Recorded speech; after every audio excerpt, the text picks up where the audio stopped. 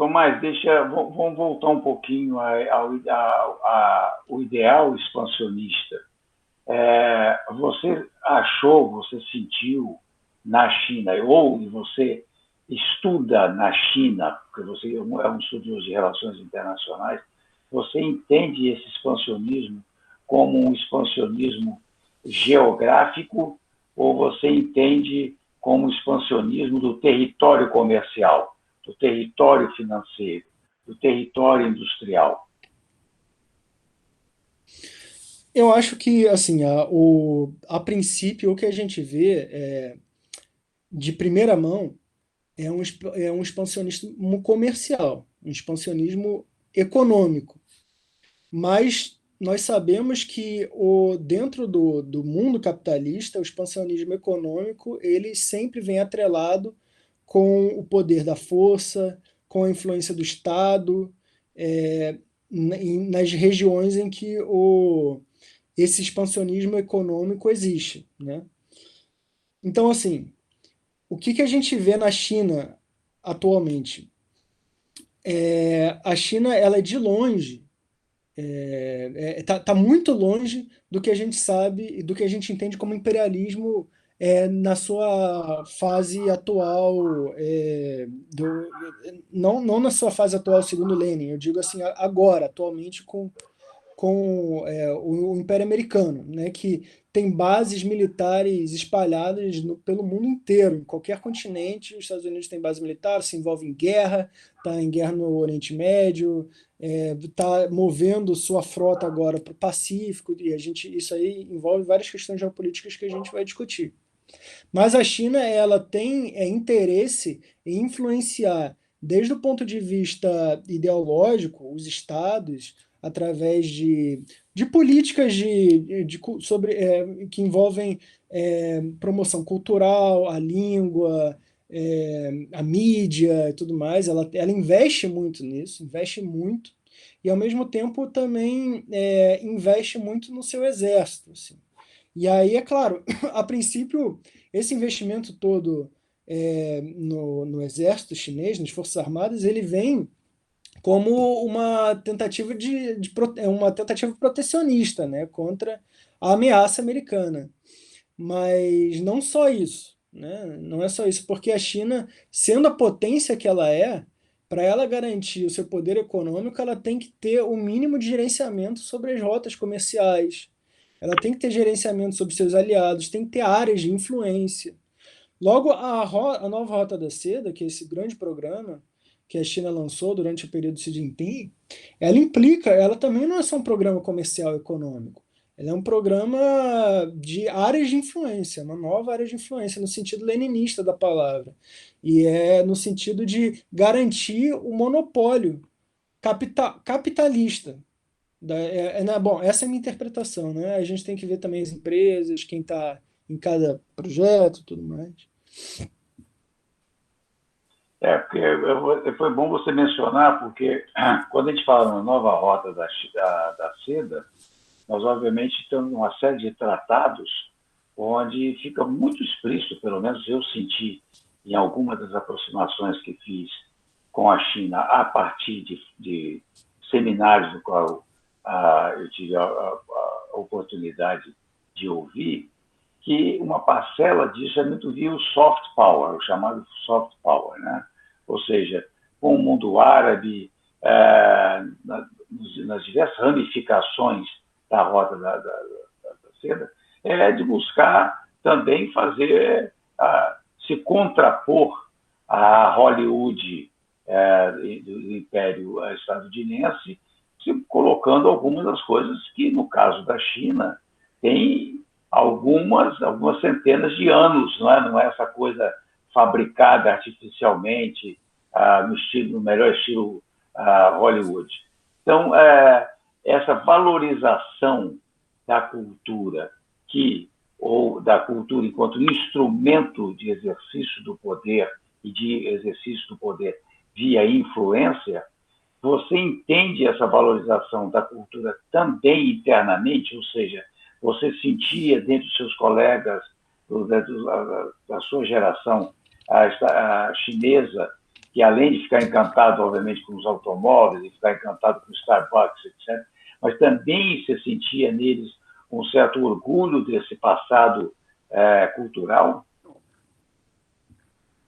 Existe um orgulho, mas a gente tem que entender também até que ponto esse orgulho esse orgulho, essa incorporação da cultura chinesa ao seu passado e a volta, a renascença dos valores ancestrais chineses, até que ponto isso é uma questão superficial que vem acoplado com uma imagem mercadológica que é vendida ao mundo e vendida a eles mesmos, né? Ou até que ponto é realmente uma, uma troca de valores, assim, uma concepção de mundo diferente, uma concepção de mundo baseada nos preceitos antigos chineses e na própria cultura, na sua identidade. O que se vê na minha opinião, é um pouco mais a primeira do que a segunda. Obviamente que sempre tem um pouco da segunda. Mas essa identidade chinesa, a língua, essa identidade cultural, ela, ela parece, né? Eu não sou chinês para falar também, mas ela parece ser um pouco mais fabricada por interesses, pela sociedade moderna, né? Que se vale de que incorpora certos valores culturais para a venda de produtos, para o lucro. Os valores chineses, eu que vivi numa família chinesa e tudo mais, dava para ver assim que o ideário, o objetivo de um jovem, do meu irmão lá na China, era muito parecido com os objetivos gerais de um brasileiro.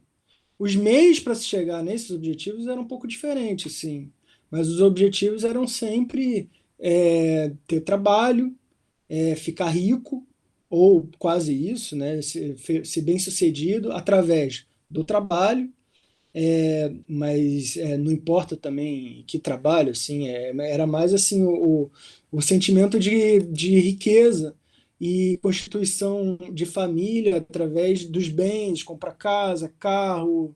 É muito parecido com um jovem do mundo, né? Então, até que ponto, assim, esses valores são muito arraigados, assim. Esses valores realmente são os valores chineses atuais, são os valores de uma sociedade moderna, assim. Agora, existem vários outros aspectos que são incorporados à cultura antiga. Agora, deixa então te fazer uma pergunta. Você disse que os fins, né, são, ou seja, o objetivo é ter carro, é ter a propriedade imobiliária, é viajar, é ter bens de consumo, supérfluos, etc. Mas você mencionou no seu preâmbulo a essa sua colocação que os meios são diferentes. Você poderia detalhar um pouco mais essa questão dos meios?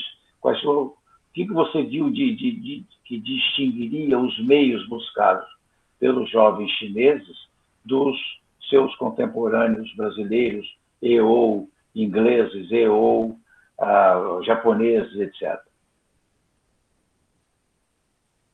Assim, a coisa que foi mais marcante para mim foi ver como era importante para eles ter um grau de educação, né? Passar do ensino médio, ir para uma universidade boa. Isso existe no Brasil, obviamente, pelo menos na classe média brasileira. Mas com eles é muito forte e passa da classe média, assim, vai para todas as classes, tem um sentimento muito forte desse sentimento, é um sentimento meritocrático, assim. Isso, assim, realmente tem até um paralelo com a meritocracia do mandarinato, né? Aquela coisa da China ser um dos primeiros países a basear o seu oficialato pelo regime meritocrático das provas para fazer parte do Estado, do aparato do Estado, e isso aí talvez tenha algum paralelo, sim. Agora, obviamente, também tem a ver com o tipo de desenvolvimento econômico da China atual, né? Isso aí, na verdade, é a parte mais explícita assim, desse sentimento deles, dessa procura deles pela formação, né? Que na verdade é uma formação voltada para o mercado. Isso não tem, isso é muito claro, assim. As aulas eram todas voltadas para matérias que vão cair no vestibular. Tem aulas, inúmeras aulas de inglês sem parar, muita aula, é uma formação muito extenuante, assim.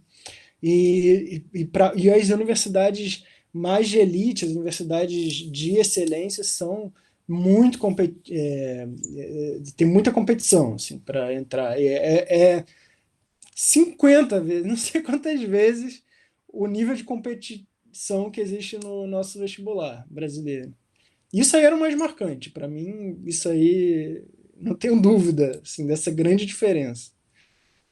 E aí uma diferença que, se você me permite, que é fundamental também, é porque nós estamos falando de um bloco que é mais homogêneo, né? Ou seja, hoje você pensar num jovem de favela ter a mesma aspiração escolar de um jovem de classe média, não é possível, né? Apesar de algumas melhoras recentes, acho que agora estão sendo também extintas no Brasil, você viveu numa sociedade onde as pessoas, mesmo as mais pobres, ou mesmo que não seja da classe média, da classe seguinte à classe média, eu não sei como é que lá isso é entendido, mas elas também têm as mesmas oportunidades. Ou essas oportunidades também são bem relativizadas. São relativizadas, né? Mas não é no nível que existe no Brasil, né? A segregação, a discrepância que existe no Brasil, que é uma discrepância histórica, né? A nossa história recente é muito diferente da história recente deles, né? Que passaram por uma revolução socialista, fizeram grandes reformas. E as discrepâncias são visíveis, mas elas são visíveis a partir de algumas décadas para cá. Então é tudo muito novo, assim. Então você ainda tem alguns resquícios assim de inclusão e tudo mais. É possível, assim, era muito comum nos anos 90. Eu não estava lá nos anos 90, mas em 2006, né, eu ouvia muita história que hoje vem, e essas histórias que a gente que a Globo conta que a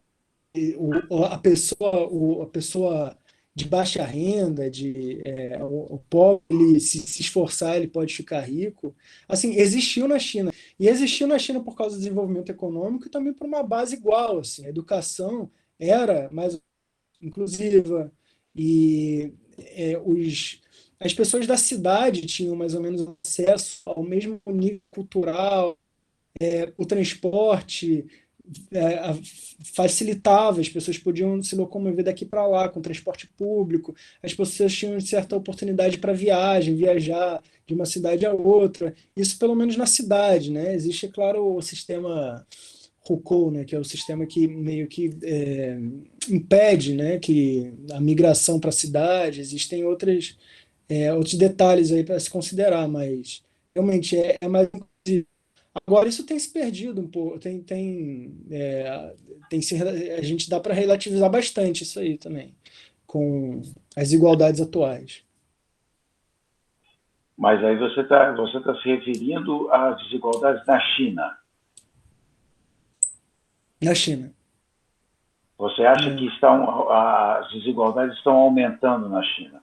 Tanto nas possibilidades de acesso à educação, saúde, habitação, ou isso é mais específico de algumas coisas, alguns bens? As desigualdades estão aumentando na China e elas aumentam num constante. Elas nunca deixaram de aumentar. E elas hoje são comparáveis aos países ocidentais. Talvez um pouco menos. Aí eu não tenho os dados atualizados. Assim. Há uns 4 anos atrás eu via que era um pouco menos do que o nível de desigualdade que existia nos países mais financiarizados e neoliberais. Mas também não sei, essa constância ela continua com o coronavírus, com a crise, com tudo mais do coronavírus. Pode ter acontecido isso. É claro que a história recente da China ela mudou muito, né? O partido ele mudou muito as políticas e a sua constituição também é ideológica, as lideranças mudando a liderança, o foco é diferente, a dinâmica social na China é muito intensa, assim, muda muito. Então, nos anos 90 as reformas elas foram um pouco naquele sentido meio neoliberal de destruição do poder público, né, do sistema de unidades em que os trabalhadores tinham acesso direto à participação política dentro das fábricas, tinham acesso direto ao sistema público, a partir do seu local de moradia, tinham moradia pública, tinham terras, terra assegurada. Isso tudo foi destruído ao longo dos anos 90. Mas é claro que o Estado ele permaneceu forte e permaneceu guiando o desenvolvimento econômico na medida em que existia certa insatisfação social, era manifestada através de greves e insatisfações locais e tudo. O Partido Comunista começou a adotar mais ou menos o que a gente tem hoje, de proteção aos direitos dos trabalhadores, ao regime jurídico atual que se tem hoje, que dá o mínimo de proteção, assegurou educação gratuita até certo ponto, até certa idade, e reverteu algumas reformas que estavam em curso no sentido de maior privatização. Atualmente, o Xi Jinping, né, o período Xi Jinping, ele dá muito valor ao crescimento do mercado interno. O crescimento do mercado interno ele tem certas contradições em si, assim, por exemplo, a comodificação da terra, comoditização, é que de vez em quando eu leio uma coisa em inglês, eu não sei como é que fala. Ela tem o fato de você poder alugar, a terra ainda é estatal, mas você pode alugar, e o crescimento do agronegócio tem sido muito grande, e as pessoas têm saído das atividades agrícolas, ou então saído do ambiente rural e ido para as grandes cidades, e você cria um mercado interno, você cria um mercado de consumidores, mas ao mesmo tempo é um mercado discrepante, uma desigualdade social muito grande, essas pessoas passam a ser exploradas mais intensamente, quando na verdade antes elas tinham um sistema de subsistência um pouco mais benéfico para elas. Então, assim, o crescimento do mercado interno ele é contraditório, porque ele é contraditório nos marcos da economia de mercado, né? Mas, ao mesmo tempo, se preza pelo crescimento do mercado interno. Não é que nem no Brasil, que as políticas públicas elas são no sentido da terra arrasada, de destruir o que se tem, de qualquer coisa que se tem, né? No período Bolsonaro, você tem a destruição de qualquer direito social. Lá não. Lá os direitos são mais ou menos assegurados, todos no sentido de aumentar o consumo capitalista. É mais ou menos aquilo que a gente viu assim, no período do lulismo, né? De aumentar o consumo interno através da economia de mercado e tudo mais. A inclusão social um pouco mais forte. Esse é o marco do período Xi Jinping atual.